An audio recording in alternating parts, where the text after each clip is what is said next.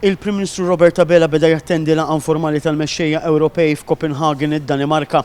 Fil-Palazz ta' Christiansborg, iċ-ċentru politiku Danis li fih jitlaqa' l-Parlament, il-Qorti Suprema u l-Ministeru tal-Istat, il-mexxejja qed jiffukaw fuq żewġ kwistjonijiet. L-ewwel nett kemm l-Unjoni Ewropea tassewwija militarment lesta ftit jiem biss wara li deru drones fuq Copenhagen ta' min jgħid li l-Gvern Daniż ipprojbixxa l-użu ta' drones fuq Copenhagen jew fid-Danimarka waqt li għaddejja din il-laqgħa. It-tieni tema li se tkun diskussa proprju hawnhekk warajja fil-Palazz ta' Christiansborg huwa r-rinforz tal-għajnuna lill-Ukrajna.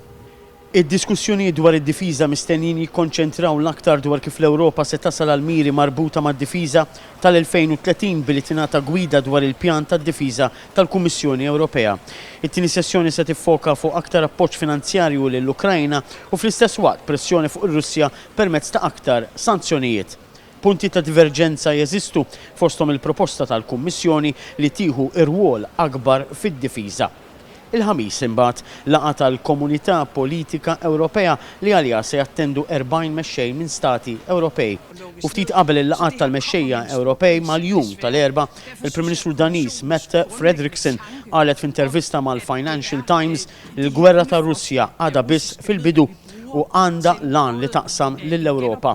Minnaħa tiegħu il-President Franċiż insista kontra l-ifriżar tal-assi Russi għax qal li dan jimmina lill-istituzzjonijiet finanzjarji u jaf ibeżza lill-investituri.